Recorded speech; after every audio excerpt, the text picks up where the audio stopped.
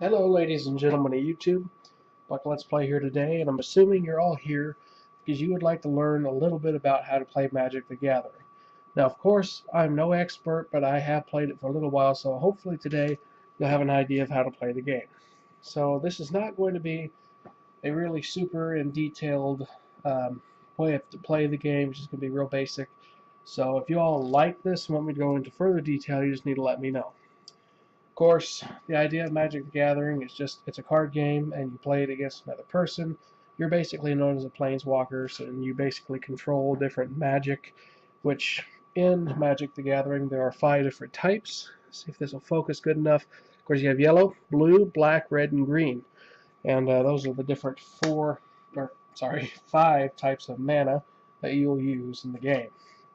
Now, I have 2 decks here today, so because I'm going to kind of generate how a game would go. We won't play it all the way through, but it's just to get an idea of how the game goes. Of course, I got my main deck here. They're in card protectors because it's my good deck.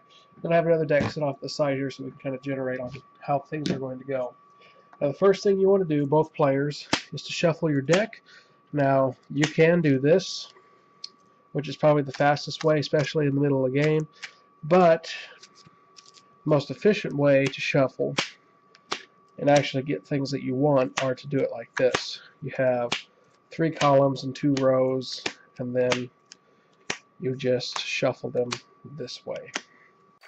Okay,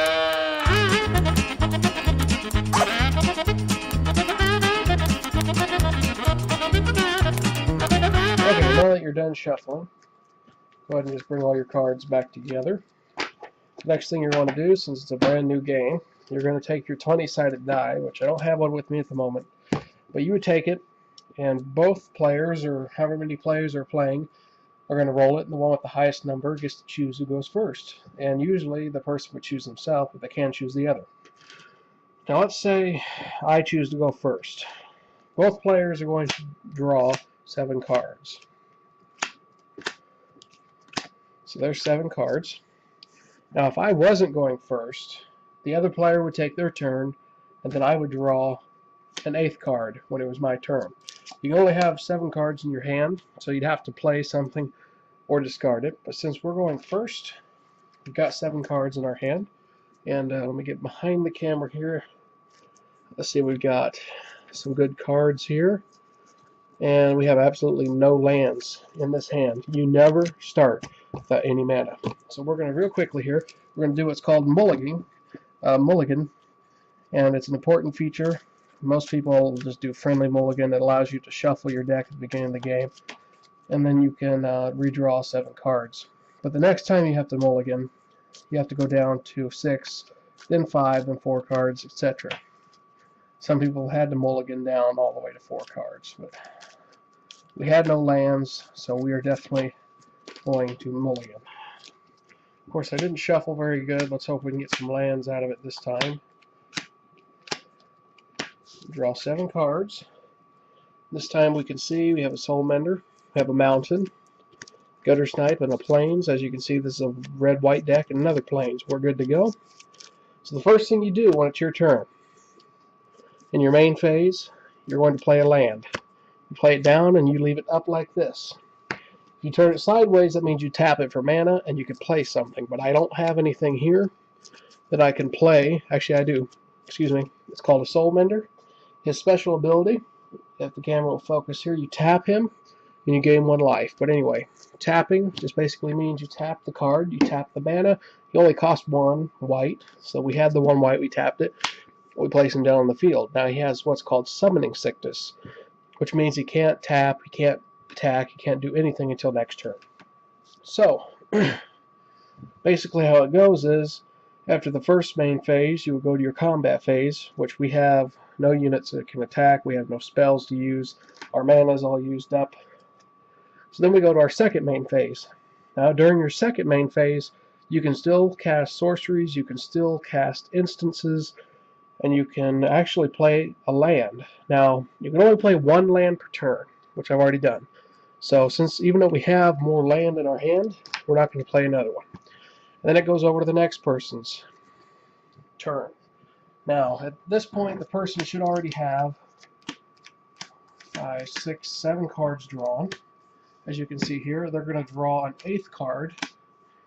And since there is no real person here, we are going to sneak back here.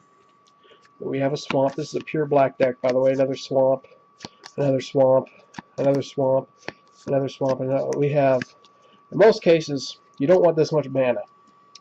But just for time's sake, we will be playing with this hand. Archetype Finality, she costs 6 to cast. Basically, she gives Death Touch to all creatures, which means they can kill other creatures in one hit, and your opponents lose Death Touch, and then, of course, we have a black cat. So, we're going to play a land for this player. It is untapped. And since there's nothing they can cast, we are going to end their turn. You have to excuse me for that phone call. We end their turn, and it goes back to my turn. Now, the important thing to do is you untap your mana, upkeep, which means if there's like anything like gaining or like getting counters for some reason on your cards that are on the field, anything that you have to do, like if you have special cards that allow you to do it, now's the time to do it. Then you draw. Here's the card we draw. Put that in our hand. We're going to play a mountain, because usually when I kind of alternate and get both colors on the field, since it's a multicolored deck. We actually have a special land here. It counts as a red or white, but you have to enter the battlefield tapped. We didn't play it. We actually don't have any more than we can play. So what we can do now, as you can see, the enemy has only 1 mana, but nothing on the field. So what we can do is attack them. We actually have 2 options. Our Soul Mender here has the option of attacking for 1, or you can tap him, not attack, but just tap him, turn him like this, and you gain a life. So I'd be up to 21 life now if I tapped him. But instead, I'm going to put him forward and turn him sideways. This signifies that I'm attacking, because we're in the combat phase now. First main phase is over when I played this card and didn't have anything else to play. We're in combat phase. If the enemy had any creatures out here that could block this, they would declare which creatures were going to block which attacking creature.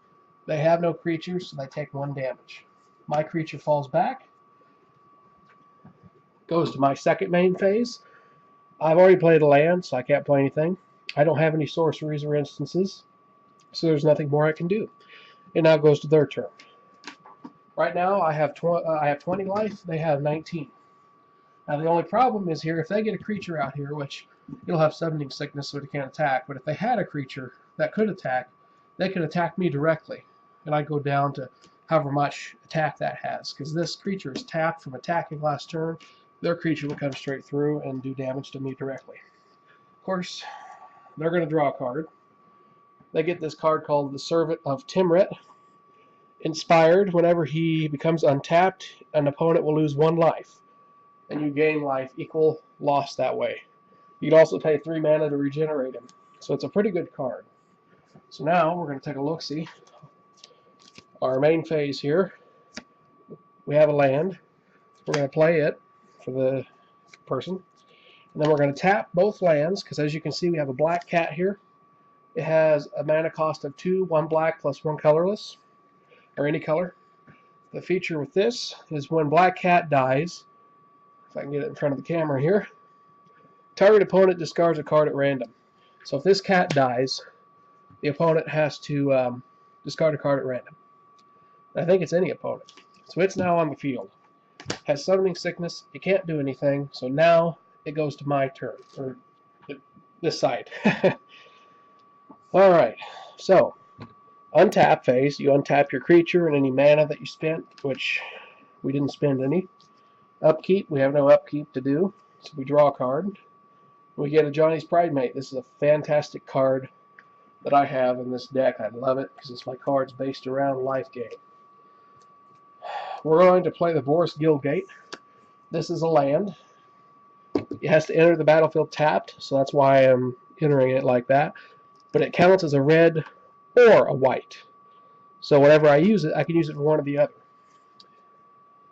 And now that we've entered that, we're going to tap our white plus our red, because we're going to play a Johnny's Pride Mate. He costs a white plus 1 other. His special ability is whenever you gain life, you put that many 1/1 counters on him. And that's a fantastic feature when you get the right spells out there. And now that that's done, I'm going to show you how that benefits. We're going to tap our Soul Mender. We're not attacking, we're tapping it. It's going to give me 1 life. We're now up to 21 life. The enemy's at 19. Since he gave me a life, I get to put a 1/1 counter on this creature over here. He was originally a 2/2, now he's a 3/3. And that's how that works. Of course, you can't attack this turn because he just was summoned. So it will go on to the enemy's turn.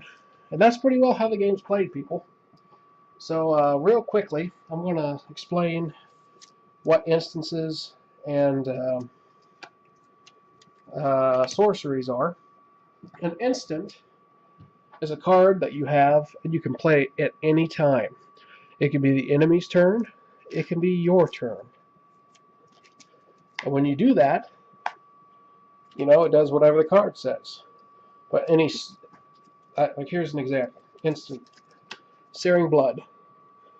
It does 2 damage to a target creature. When that creature dies, this turn, it does 3 damage to the controller. So basically, if I had the mana to play this card, I could play it during my turn, I could play it during their turn. If we had more than one person, I could play it during the other person's turn. I'd tap 2 reds. I'd say I'm going to cast that on his black cat. The cat's a 1/1, it does 2 damage, so it kills the black cat. Then it instantly does 3 damage to its controller. That's an instant. Another type is a sorcery. Of course, I can find it here.